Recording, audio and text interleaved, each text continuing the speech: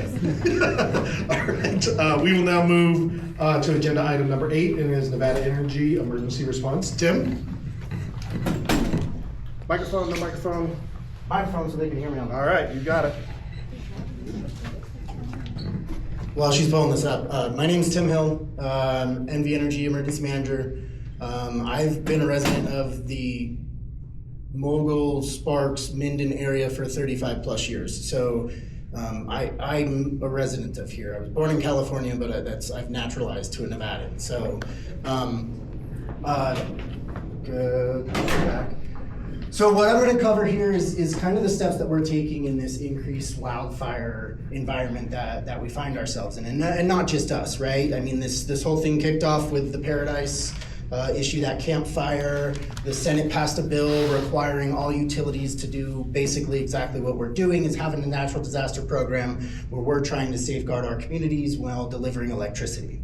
Our area is a little bit more of a risky area. We're very arid climate, dry, hot, that type of stuff. So it's a little more challenging for us than some of the utilities across the country. Next slide. So this is just a little bit about our company. We service 46,000 square miles throughout the state of Nevada, which is about 90% of the populace in Nevada. We have 1.5 million customers with about 165,000 gas customers in the northern Nevada area. And we service 54 million annually that are transient, right? Come to Vegas, come to Reno, come to Tahoe, those type of things. We have about 2,600 employees, and our average tenure is about 14 years. Next. So one thing that I want to point out is that this program is centered around the safety to the community, okay? And we understand that getting your power shut off is an inconvenience. And the last thing I want to do as a guy that works for the power company is intentionally turn your power off, okay? So what we're doing is we have a couple of different ways that I'm going to go through how we're combating this hazard. Next slide. So the first piece is in 2020, we passed our first triannual budget. It was approved through the PUCN, the Public Utilities Commission of Nevada. And then just earlier this year, our second edition of that plan was passed. So it covers 2024 through 2026. It was approximately $331 million over those 3 years. That's $202 million of operating costs, and then other costs for capital expenses, and then fire mitigation programs. Next. So our fire risk in Nevada, how we've defined it is we basically have 4 different areas. There's Tier 3, which is extreme. In northern Nevada, that's going to be around the Lake Tahoe area and the Virginia City Highlands area. And then we have Mount Charleston and Angel Peak down in the Las Vegas area. And then we have our high area, the Tier 2 areas. We have Tier 1E, which is an elevated Tier 1, and then what would Tier 1? So Tier 3 being the highest, Tier 1 being the lowest. The one thing, you don't have to go back, but the one thing that on the bottom of that slide that it said is that as of this year, we used to only be confined within those zones, but what we've determined is that fires don't pick the zones that they start in, so it's expanded to our entire infrastructure. So anywhere in the state that we see the conditions that are the prime setting to have a fire ignition, or that we have a fire encroaching on our infrastructure, is when we'll do those proactive de-energizations. So what we're doing to mitigate, the first thing that we're doing is we're hardening our system. All bare wires are being replaced with covered conductor. We are replacing conventional fuses with non-expulsion fuses, so any metal that's expelled when the fuse goes is contained within a spark arresting type system. We've implemented fast trip fire mode. So has anyone noticed, like when you're at home, you get that real quick blip of a light, right? A little power outage. Well, that's what we call a recloser. Circuit opened up, it tried to close back in. When we get in fire mode, we eliminate that. Because if we actually had a branch fall on or something happened to our lines and we reclosed it, it would create a spark and start a fire. So once we start getting into fire season, we make our sensitivity settings a lot higher on the system, which does create more outages that we have to go and verify, because we're gonna go and check to make sure that there's nothing wrong with that line before we turn the power back on. As of this year, all of the Tier 3 areas in Nevada have those non-expulsion fuses. Another thing that we've done is we've significantly increased our situational awareness. We went from, at the start of this program, not having any weather stations to having 51 across our infrastructure, across the state. We have 9 fire cameras, and we have plans for 40 more weather stations and 16 more fire cameras in the next 3 areas. We have 24/7 AI monitoring that's looking for any type of heat or smoke. When that happens, as soon as it picks it up, we all get a phone call and a text message saying, hey, there's something that this camera is picking up. We go and look, and we get brush fires, and one time we had up in Truckee, there was a street sweeper causing enough dust that it popped up as on our thing as being potentially a fire. So we get alerts all the time across the state that anything that our fire cameras see, we'll get an alert, whether it's a heat signature or smoke or anything like that. We also now have 2 full-time meteorologists. They're constantly looking at the weather across our state for different hazards and what we can expect. Next slide.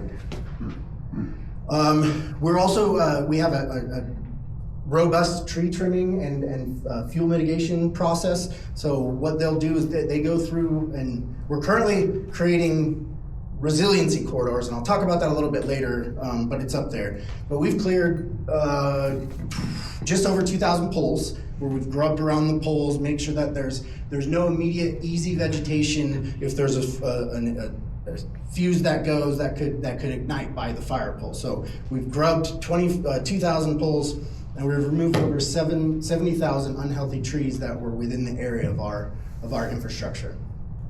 We perform annual inspections on all of our fire tiers, and then any of the reports for that's the inspections and the priority level, or the things that we've found when we've done the inspections.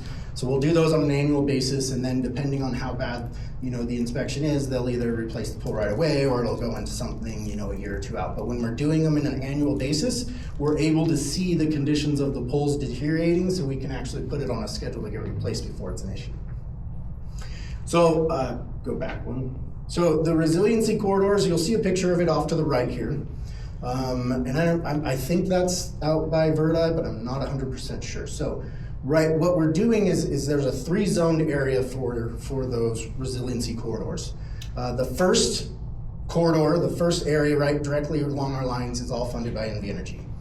Zones 2 and 3 are a cost sharing between landowners, BLM, Forest Service, those type of people. We split the costs on those areas further out in that Zone 2 and Zone 3.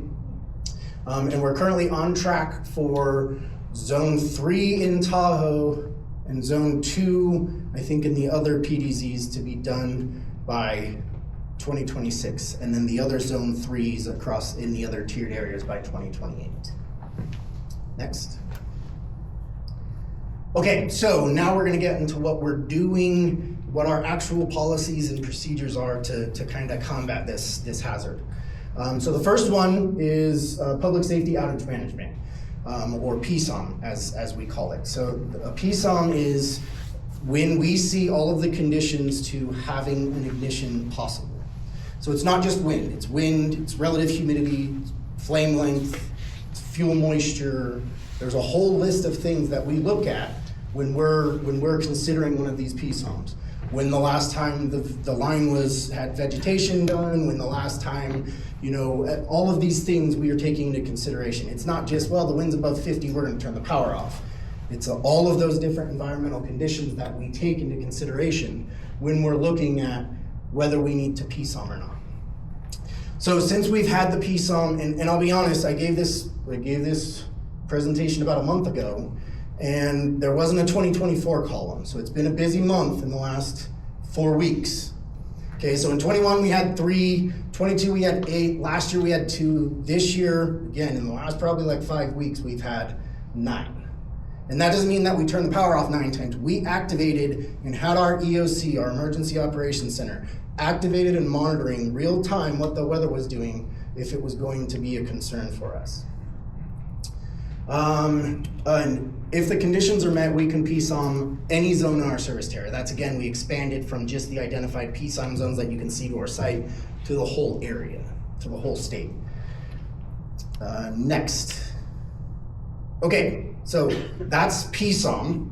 That is our de-energization for when we see the wind, the meteorology conditions, the environmental conditions getting to a point where it exceeds the risk level that is necessary for the community. The other one is emergency de-energization. So the Davis fire was an emergency de-energization. That is where a fire is getting close enough to our infrastructure where we're not worried about damaging our infrastructure. We're worried about making the fire worse. When fire comes into power lines, the smoke atomizes, makes more sparks, and it's like throwing gas on the fire, okay? So what we do is when we see that it's uncontrolled or unpredictable fire burning towards our infrastructure or in the area vicinity of our infrastructure, we make the decision to de-energize so that we don't exacerbate that fire and make the fireman's job harder to do, right? They got a hard enough job anyway. I want to make sure that they're safe. I want to make sure that this is the easiest for them to put the fire out as possible, right? That means that, firemen have requested us to shut the power off for forever, right? Now we're just doing it before they ask so that we don't make the fire worse. So we're dedicated to protecting our first responders in our communities through the emergency de-energization and mitigating on our equipment the impact that these fires are having. Next. So again, when a wildfire is uncontrolled and unpredictable and it gets too close to our facilities, we will de-energize the equipment as quickly and as safely as we possibly can. When it has to do with transmission lines, we have a little bit more lead time because we have to give the generation plants enough time to safely shut down their operations. And this policy is in any of our infrastructure across the state. Transmission lines, distribution lines, any type of NVNRE infrastructure is susceptible to this policy. Next. So the criteria for this is what we're looking at. Again, uncontrolled, unpredictable. So we get a wildfire reported. It's obviously not contained. People haven't gotten there. They don't have an idea of what's going on. We look at wind direction. We look at the lines. We look at all of those factors and we say, okay, we need to shut the power off. And these decisions we have a whole incident management team that stands up and we activate our EOC, and from our customer communications people to our lines folks to all of our directors and VPs, we're all monitoring this and watching this. It's not like we make the decision, we go home and have, hang out with our family and our kids. During the Davis fire, we were activated 18 hours a day inside our EOC, and when we closed down, we still had a small entity there monitoring and working it the entire time. And we're monitoring all these. We have 3 fire experts, that have decades in the fire service. Our 2 meteorologists. One of them used to be an FBAN, which is the fire guy that goes around with all these incident management teams and provides them the fire weather. So we're using the best that's available to us to try and make the best decisions to safeguard our communities. Next slide. So re-energization from one of these, the de-energizations for wildfire, it's tricky, right? Because we have to wait for some type of containment. Well, containment in the fire world happens a lot later than what is really kind of acceptable for communities. So what we're doing is trying to find that balance. So what you notice at the Davis fire is, as the evacuation orders were lifted, the power was restored. That was intentionally and coordinated with the fire guys so that power wasn't at the homes before they lifted the evacuation. So we coordinated that process, but if we have large, especially complex fires, think Beckworth fire that was up in Portola Beckworth fire that was up in Portola a couple of years ago. We have something like that, it's gonna be a power outage for however long that event takes, or until the fire has moved out of the area where it's threatening our infrastructure. So it could be a lot longer. So PSOMs, shorter duration. Once the wind is gone, because that is the major factor that everyone notices is the wind is gone. We could also get some rain or some snow, and if it provides us enough moisture and drops those fuel moisture levels and raises the relative humidity, that would also allow us to make that. So PSOMs, shorter duration, more frequently.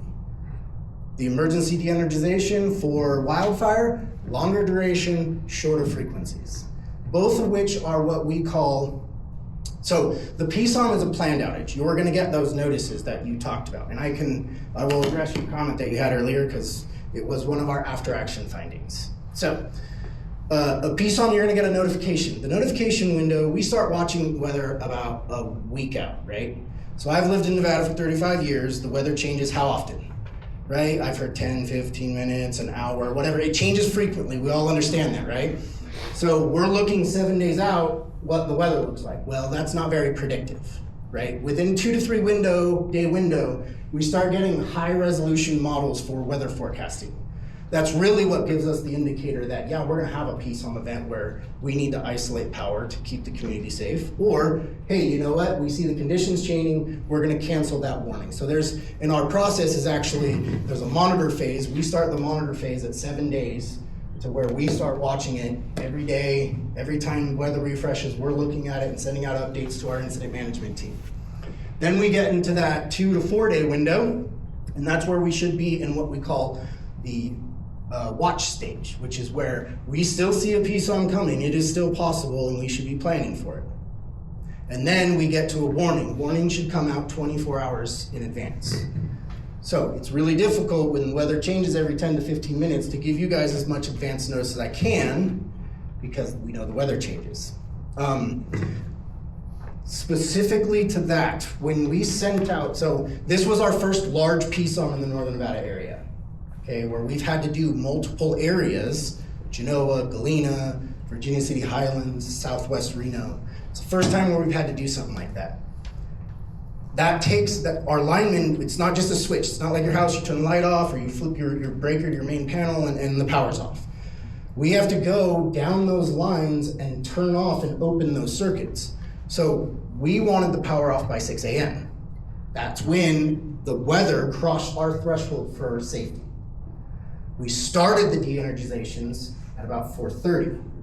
That gave the linemen enough time to get all the way up to Virginia City Hills, Virginia City Highlands, Carson, Genoa, Galena, so it takes a while. So we've actually changed it, and now what you'll see is you should see either we will have it off by this time, or we will have a window in which we are going to start and end the de-energizations. Okay, next slide. So this is the first year we did it. This was the first year where we've had the de-energization policy. And we've already had six different events where we had to de-energize. There were 2 other events, the Callahan fire being one, where we almost de-energized. And then there was another one in Douglas County. We were getting ready to de-energize, and the fire entity had asked us to de-energize before we made that decision. So these are the fires, most of which we had a lot of fires like up north, Portola area, that it affected our transmission lines but didn't impact our customers. Okay. Next. So I'll leave this up here while I field questions, but these are kind of some of the things that we recommend you're doing. The one that I'm gonna hit on is the first one. Okay, sign up for the notifications through my account on NV Energy's website. That is the best, most consistent way for us to get a hold of you. We can pull your customer list based off of address. If it's in our geographical area, we have all of your contact information. You get a call, a text, and an email. Okay. One of the questions we always get is, oh, well, my house is serviced by power lines that are underground. That's true, and those aren't a hazard for us, but the transmission lines that are overhead or other distribution lines that feed the infrastructure that's underground are probably affected. I will open it up for questions now. Any questions? Yeah. Thanks, Justin Hagee. You mentioned the undergrounding of your infrastructure. Do you use this, or how do you use this as an input to your long-range capital planning in terms of designing to underground more infrastructure so that you can reduce your reliance on these temporary power events? Turn yours off real quick.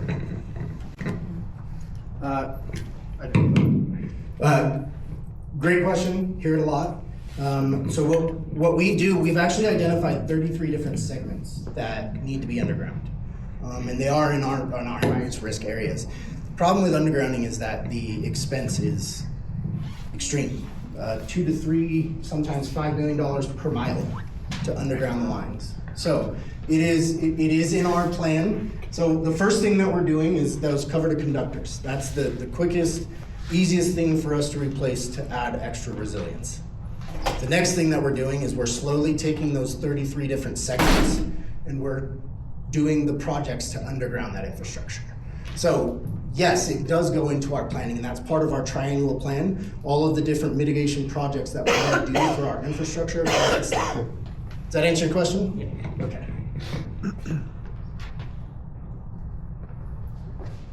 Sir.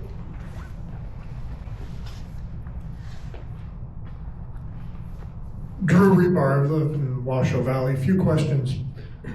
Number one, I don't know if you've got the exact answer to this, but let's say in the last 10 to 20 years, how many fires have been started by the electrical grid? So how many times has the electrical grid been the cause of the fire that we need this PSOM regulation, I guess? Next question is, it sounds like it was a legislative intent that this started to happen. What legislative session did this happen in, and where would I find the NRS that describes what this process is? Thank you. So it was Senate Bill 329. I don't know what session that was, but it was shortly after the 2018 campfire in Paradise is when it was passed. So sometime between 2019 and 2020 is when it got passed. So Senate Bill 329. It is in the NRS. I can get your contact information and get you the exact NRS after this if you would like. But it is in there. And it actually, I believe they just added a little bit more to it, but it is in the NRS and I can get you that information.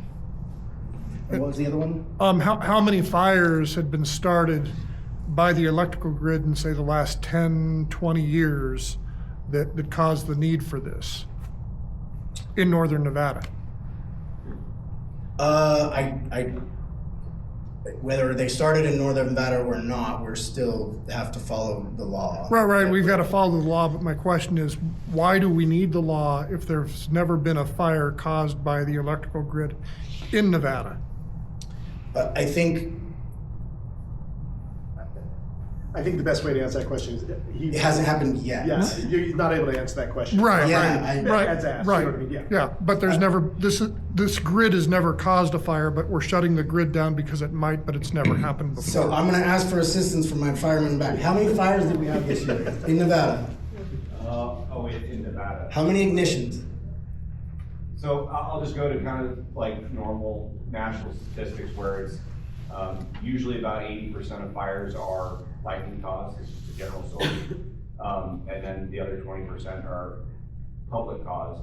And then a segment of those are, there is a segment that comes from power, obviously like the most, the biggest one that we know of is the Paradise Fire. Right, in California, but So yes, I understand what you're saying, and there is a percentage of it. I do not know the number of how small or large that of the fires we've had. But it isn't just Paradise. It's Lanai, Texas. There was a 1.4 million acre fire up in Canada this year. I mean, and if you look at our client, we're dry, right? It's hot. If honestly, it's just a matter of time if we don't do this. So doing this is solely to prevent us from making national news. Like that, legit. We don't want to be Reno, Davis fire all over the news, and we were, and that could have gotten a lot worse. But we don't want to be the next news story. So us getting ahead of this hazard instead of waiting until we have one is what we're trying to accomplish. So just to expand on that, now like that's been my, even before getting into this job, is my worst day of job ever, is something for the large transmission lines that goes through Washoe Valley, goes over Duck Hill. If something starts down there and we have the winds that we had on the Callahan fire, 50-mile-an-hour winds blowing north, and it runs up the side of the lake through East Valley, that's the worst case scenario. That is when you'll see massive property loss, massive probably loss of life, We can't get everybody out of there. It's one way in or one way out, you know, at that point. So that's why, you know, if that's the scenario, de-energization helps, because it's one less possible cause. There's always going to be the person out there, kid with playing with matches, motorcycle, you know, dozer blade, something like that. It's a preemptive measure to remove that as a potential source of fire. Right, I get the preemptiveness, I'm just wondering about what was the history of it, and it doesn't sound like there's been a history of it in northern Nevada. Is there a question? No, I'm just Okay. following up with that statement, Fair enough. just because that's what I was trying to find out is, has this happened in this area before, because I'm not aware of it. So why did we create the law? I can say I personally have been to quite a few fires that it's always kind of like a touchy subject. You're saying like, this is the cause. It always pending investigation, but I've personally been to fires that pretty clearly caused by down power lines, either from branches falling on them, they've blown a fuse, something like that. You know, there's a fire that's Bird landing on? coming off of a pole or a power line sitting on the ground. It's like, well, that was the cause of that. And so it is a potential source that is common. So one of the other things I will touch on for PSOMs, because we get this question a lot, is the winds have stopped, why isn't my power on? Well, the wind has stopped at 10 p.m. at night. We can't make eyes on all of our infrastructure until dawn. So normally if the winds subside overnight, as soon as it's safe for our guys to start going and climbing poles and looking at bucket, you know, in their bucket trucks, they're out and doing it. So I think with this last PSOM, they started at 4:30 in the morning. And we're turning power back on by like 5:15, 6 o'clock, somewhere in there. So, I mean, once the weather subsides, we have to take eyes on every foot of that line before we can put power back to it. Any other questions? Any other questions? Brad? Brad Stanley. Did I hear you mention an AI system that's looking at video and camera? Yeah, we have. So we share the system with the UNR Seismology Lab and BLM. All of our camera systems work together for alertnevada.com for the fire cameras. And what we do, we have a service that's monitoring those, and they're looking for heat signatures, and they're looking for anything that looks like a smoke plume or anything like that. And it will. What it does is it just recognizes that and it shoots us an email. It's completely AI automated, but all they're doing is looking for abnormalities in the camera frames. Follow up to that. About how long has that been in place? So I've been with NV Energy for 3 years in January, and it started right before I started, so right about 3 years. And we've changed systems to a better one. We continue to get better. So we've gotten a better one, and then that's part of why we're expanding those fire cameras, is to make that system, that network, more robust. Not only for us, but for the fire guys, for all of them. So us investing in that is not just for NV Energy, it's for everyone. So I think we're on our second one. I don't know what it's called, Fire Scout something, but they do that, and then we also have a pretty advanced fire modeling system called TechnoSilva that it takes aerial images from satellites and looks at vegetation density and then overlays it with our infrastructure to tell us where the riskiest parts of our infrastructure is. So we're using the most state-of-the-art, up-to-date thing, and our guys are even helping some of these companies like, hey, we want it to do this, and we want it to do this. So our meteorologists are actually helping these companies build what we need because we've invested in them and we're partnering with them. Yeah.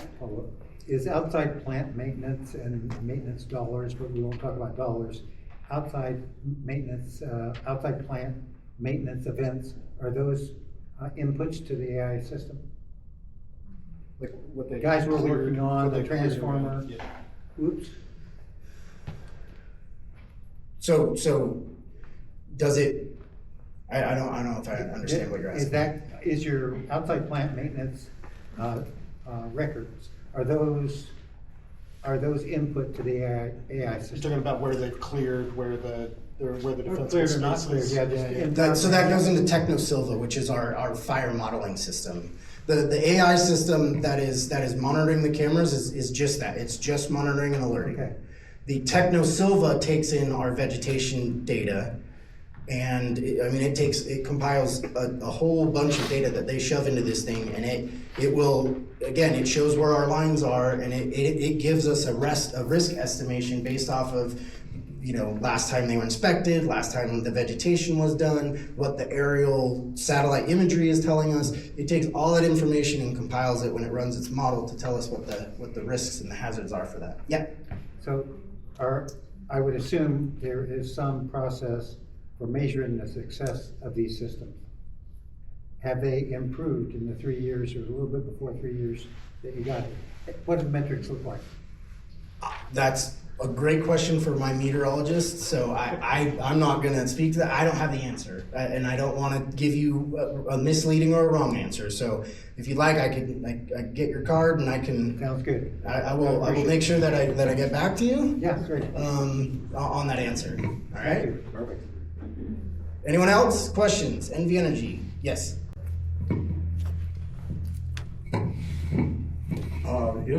My name's Jay Collins, WASHOE Valley.